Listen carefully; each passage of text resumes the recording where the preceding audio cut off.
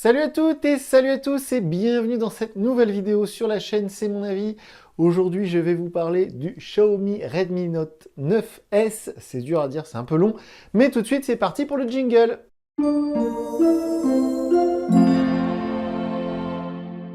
Alors j'ai passé une grosse semaine, presque 10 jours, en compagnie de ce nouveau Xiaomi Redmi Note 9S. Je vais vous en parler, je vais vous dire ce que j'en ai pensé, mais avant toute chose, je l'avais déjà fait pour la vidéo de déballage, mais je vais le refaire rapidement ici. Je vais essayer d'expliquer très rapidement et le plus clairement possible la stratégie Xiaomi sur la gamme Redmi Note 9, parce que c'est un vrai bordel, excusez-moi du mot, il n'y a pas d'autre mot. Actuellement, dans les magasins français, aujourd'hui, là, en mai 2020, si vous allez chez Carrefour, Auchan, Leclerc, la Fnac, tout ça, vous allez trouver du Xiaomi Redmi Note 7. Oui, vous allez encore en trouver dans les rayons. Ils ont sorti l'année dernière leur Redmi Note 8, donc pas celui-ci. Vous pouvez trouver la vidéo du test du Redmi Note 8 sur notre chaîne, évidemment, mais le Redmi Note 8, on le trouve quasiment nulle part, sauf évidemment si vous l'achetez en ligne, genre sur Cdiscount, Amazon, tout ça, ou Gearbest, AliExpress. Mais si vous allez dans les magasins, vous ne trouverez pas de Redmi Note 8, vous trouverez du Redmi 8. On avait aussi testé le Redmi 8 sur notre site, sur la chaîne, je vous encourage à aller voir les vidéos.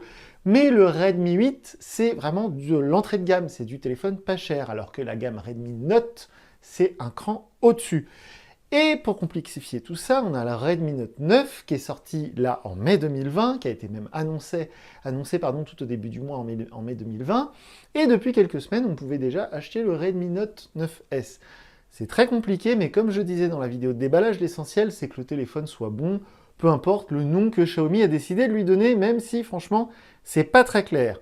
Et pour en terminer avec cette explication, dans la gamme Redmi Note 9, vous allez donc trouver le Redmi Note 9 qui est le premier dans la gamme, c'est pas celui-ci. Le Redmi Note 9 est équipé d'un processeur MediaTek, donc un processeur chinois, avec 3 Go de mémoire vive si je dis pas de bêtises. Juste au-dessus, on va trouver ce Redmi Note 9S avec un processeur américain Qualcomm Snapdragon 720G avec 4 Go de mémoire vive et le même appareil photo, donc 48 mégapixels que sur le Redmi Note 8, le Redmi Note 7, le Redmi Note 9. Et juste au-dessus, peut-être qu'on le testera, le Xiaomi Redmi Note 9 Pro avec exactement le même design, le même processeur, la même mémoire vive si je dis pas de bêtises, ou peut-être ça passe à 6 Go, et un appareil photo qui fait 64 mégapixels, une charge rapide qui est un peu plus performante, et du NFC, mais ça j'y reviendrai après. Voilà, j'espère que c'est vraiment clair, c'est très compliqué, je suis vraiment désolé, j'imagine que si vous vous intéressez à ce téléphone et si vous regardez cette vidéo, c'est que vous avez déjà beaucoup potassé sur le sujet. Donc on va passer tout de suite dans le vif du sujet justement. Alors, si vous êtes habitué à notre chaîne, si vous êtes abonné, si vous visitez notre site régulièrement, vous savez que des smartphones Xiaomi, j'en ai testé maintenant des dizaines. Donc Xiaomi, c'est une marque qui arrive en France en mai 2018, c'est en fait les 2 ans de l'arrivée de Xiaomi sur le marché français cette année, là en mai 2020. En mai 2018, ils sont arrivés donc avec le Redmi Note 7, avec plein de téléphones, le Mi 8 et tout ça. Donc c'est une marque qu'on connaît bien. C'est une marque que j'apprécie, parce qu'ils font de bons produits. Vous pouvez même voir derrière moi les petits goodies que j'avais eu quand j'avais été invité à la présentation officielle en mai 2018. Et depuis, nos relations avec Xiaomi France sont vraiment bof. Leur service presse est vraiment mauvais. Ils nous répondent jamais, etc. Donc bah tant pis, on achète des téléphones sur AliExpress et puis on les teste quand même. Et il faut avouer que ce sont de très bons produits. En général, le Redmi Note 8 m'avait un petit peu déçu, surtout sur la partie photo. Je trouve que sur le Redmi Note 8, il y a eu peu d'évolution par rapport au Redmi Note 7. Le design était sympa, mais là, je vais y revenir, le design est vraiment magnifique.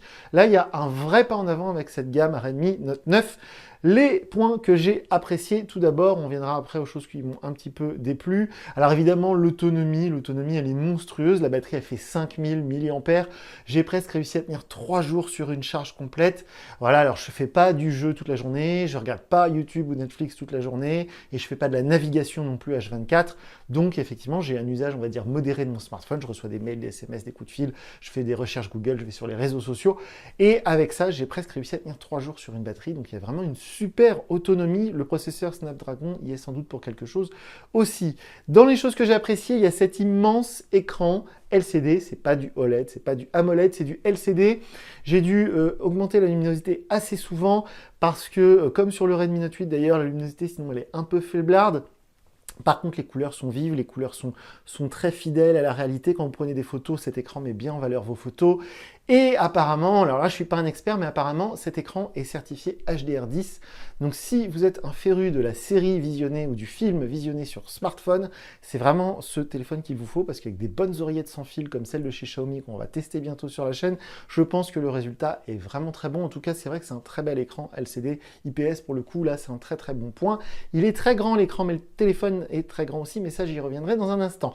Les performances, je parlais du processeur Snapdragon 720G, les performances sont vraiment excellentes. On a 4 Go de mémoire vive, on a un processeur, les tout derniers de là chez Qualcomm, le 720G, je crois que G c'est pour gaming, donc normalement le téléphone est vraiment très bon dans les jeux. Il y a une puce graphique Adreno 618, si je dis pas de bêtises, c'est pareil, c'est ce qui se fait de mieux quasiment. Donc franchement, pour un téléphone à 200 €, franchement là, chapeau, bravo, c'est vraiment un très très bon smartphone. Aussi, et ça je ne peux pas le cacher, j'ai adoré ce design, je le trouve vraiment magnifique. Il y a une coque qui est fournie avec, si on la met évidemment ça gâche un peu tout ça. C'est du Gorilla Glass, donc c'est vraiment du plastique mais de très bonne qualité. C'est vraiment, voilà, je répète beaucoup vraiment, hein, mais voilà, c'est quelque chose qui me plaît beaucoup chez Xiaomi depuis toujours, c'est qu'ils sont vraiment...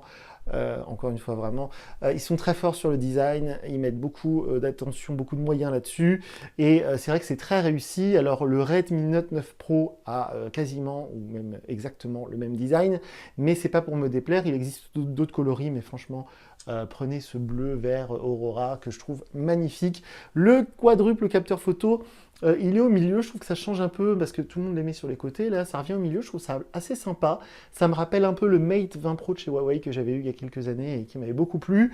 C'est voilà, un très très grand smartphone, mais il est très beau, et si vous le posez sur une table, un bureau comme ça de dos, c'est vraiment un objet magnifique. Donc ça pour le coup, c'est un truc que j'ai vraiment apprécié. Et en plus de ça, l'ergonomie est très bonne, c'est-à-dire que les boutons tombent bien sous les doigts. Il n'y a pas de souci au niveau de l'utilisation quotidienne, il n'y a pas de moment où je me suis agacé en me disant « Ah, c'est mal fait, c'est mal pensé ». Pour le coup, on voit qu'ils ont vraiment utilisé leur produit avant de le mettre sur le marché, donc ça, c'est vraiment un très bon point. Et évidemment, vous avez dû le voir là quand je fais des petites manips, je suis en thème sombre, en thème noir, c'est-à-dire que tous les menus sont sur fond noir. Alors c'était possible avant, avec des bidouilles, avec des réglages, etc. Maintenant c'est possible beaucoup plus facilement parce que c'est du Android 10 qui équipe ce Xiaomi Redmi Note 9S. C'est du Android 10 avec MIUI 11. MIUI, pour celles et ceux qui ne le savent pas, évidemment, c'est la surcouche développée par Xiaomi. Et donc quand on met le thème sombre, tout devient noir, y compris la barre de recherche Google ici, et on peut l'activer très facilement ou le désactiver très facilement avec cette petite icône ici. Alors eux, ils appellent ça le mode nuit. Je suis pas sûr que ce soit un mode nuit, mais voilà, on peut le remettre en thème sombre comme ça. Voilà, je trouve ça vraiment très très réussi. C'est une petite nouveauté d'Android 10, il y a plein d'autres choses, mais ça fait partie des trucs vraiment cool sur ce Redmi Note 9S. Il y a des petites choses un peu moins sympas, en tout cas, que j'ai regrettées sur ce téléphone qui n'est pas parfait, même s'il est vraiment pas loin d'être parfait pour le prix, j'entends. Il n'y a pas de NFC sur ce Redmi Note 9S. Tout comme sur le Redmi Note 8, j'avais déjà râlé. Surtout en ce moment, avec cette période de pandémie où tout le monde est là à faire des trucs sans contact. Le paiement sans contact, c'est quand même pratique. Et les gars, sur un téléphone à presque 250 € en prix officiel, ce serait quand même bien de nous mettre le NFC.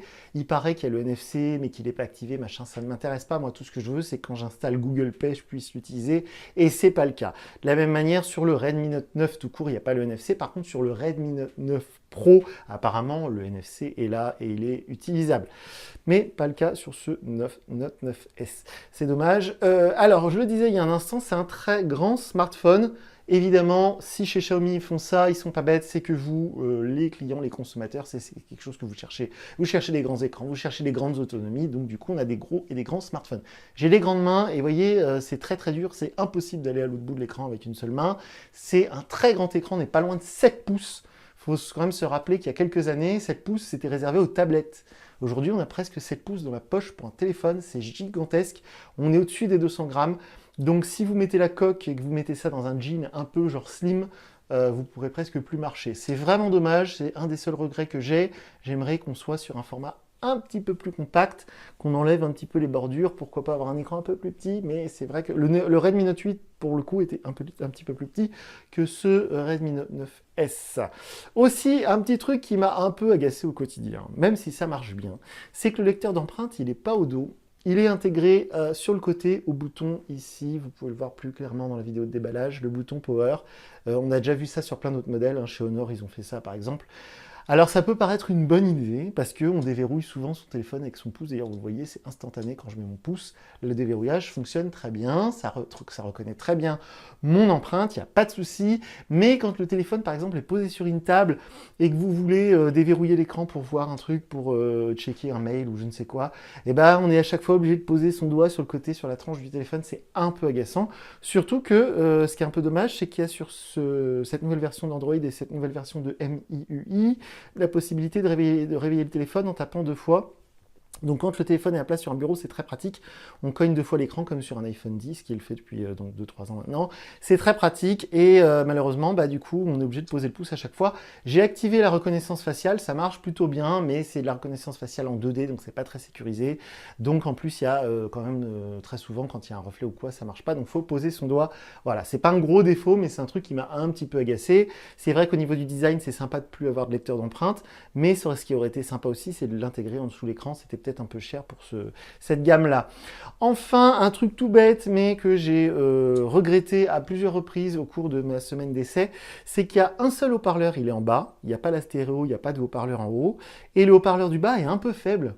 Donc quand vous regardez un film, une vidéo, et qu'il y a un environnement bruyant autour de vous, même par exemple vous êtes en voiture, en train, dans les transports en commun, si vous n'avez pas d'oreillette, vous n'entendrez quasiment rien. Si vous comptez faire des appels en haut-parleur, comme tout le monde là dans la rue en parlant comme ça, le haut-parleur n'est pas très très puissant, c'est c'est vraiment un petit inconvénient, c'est pas grave. Enfin, moi j'utilise pas le haut-parleur sans arrêt, j'ai souvent un casque, un oreiller sans fil, mais voilà, c'est quelque chose que j'ai remarqué. L'autre jour j'ai voulu regarder une vidéo YouTube dans la voiture et du coup je me suis dit on n'entend pas grand chose, et il n'y a pas de stéréo, il n'y a pas de haut-parleur, le son ne sort pas par en haut, enfin évidemment pour les appels, mais pas quand vous regardez une vidéo ou quand vous jouez à un jeu, c'est un peu dommage.